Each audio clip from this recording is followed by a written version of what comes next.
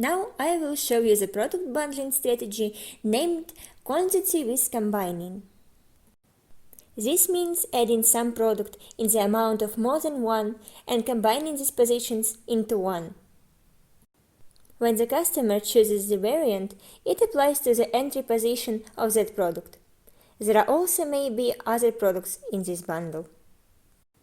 This is how it will look for your customers. Now, let's set this up. Tap the Add Products button.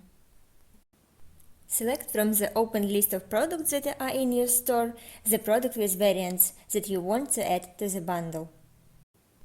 Then just tap the Add button.